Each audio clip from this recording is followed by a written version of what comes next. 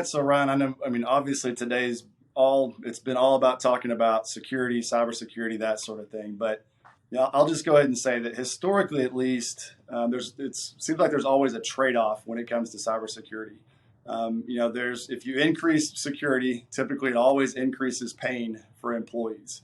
I guess, does this always have to be the case? And really, does that necessary security always have to decrease employee efficiency, that sort of thing? Well, I'm not allowed to say yes to number one, so I'll say no. I don't believe that. I really think that security, can be a business enabler and can provide, efficiencies to the business. I like to steal it. I have a colleague who had a phrase where the best security is security employees don't even know they're using. And I think that can be the case in a lot of these new technologies that are out there. But it really just comes down to balancing risk and understanding what's your risk tolerance in your organization. What are our processes? What do we need to do? What are our company objectives, and how do we meet those? And an example that comes to mind is around like data loss prevention. All right, it's a key control that you need to have in place, and for the most part, the majority of your employees are doing the right thing. When a customer needs a file or a third-party audit needs you to upload something, for the most part, people are doing the right thing. But what if somebody doesn't, or what if somebody accidentally attaches the wrong file with a whole bunch of social security numbers? You need to have something like data loss prevention in place.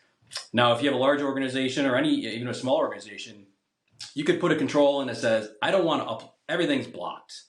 But what good does that do to the business? It really kills productivity. You've got to stop the transfer. It goes out to somebody for review or a different process. It's just not very efficient. Or you can look at your risk and say, well, we can accept this amount of data going out. And that way, if we set this, we can allow the business to do what they got to do, but still protect us at the same time from that accidental upload where somebody has everybody's social security numbers in the whole world. And if that goes out, obviously, that's something that you don't want.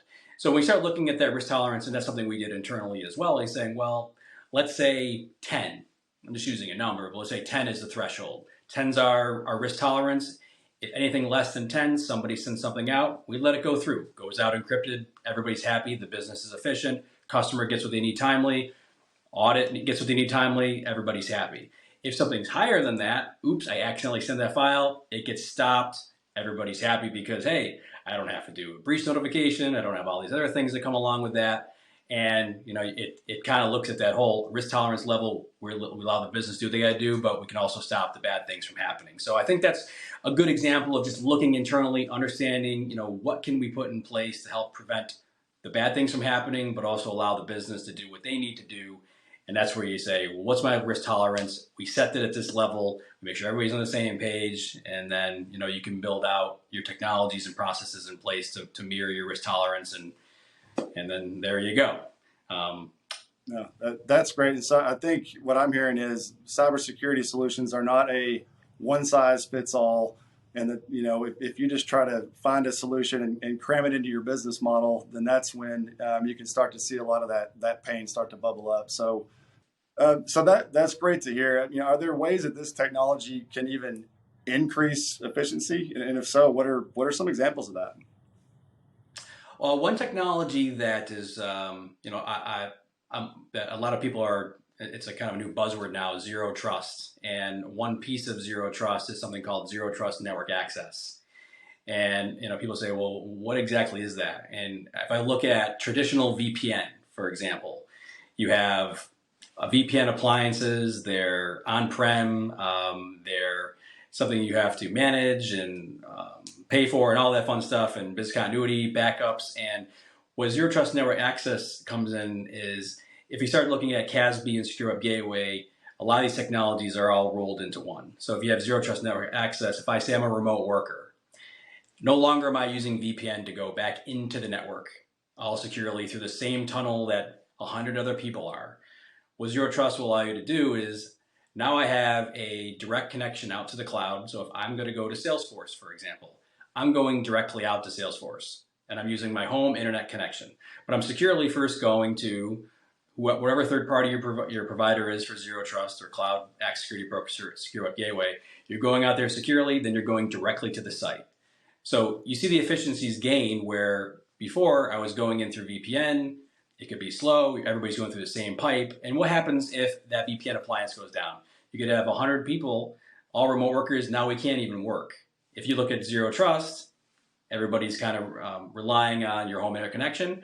If I'm going to Salesforce, I'm as fast as my internet connection at home, and in some cases, probably people's home internet connection are faster than what they have in the office. So those are just some efficiencies that we look at and are things that we're implementing to help benefit the remote worker and also increase security at the same time. Now that's great, and that's such an awesome shift from the way it's been historically. It's the perfect marriage of a security solution that can actually improve redundancy, that can improve efficiency. That's been a huge shift that wasn't there historically. So that's a huge benefit to banks. Yeah, I think there'll be a big shift in the next few years as people are starting to migrate to these technologies and get away from that legacy VPN solutions out there and really understanding, hey, remote workforce is here to stay. How are we going to be the most efficient, and how can we, save cost saves, things like that in the organization, and then how can we be more efficient for our workforce?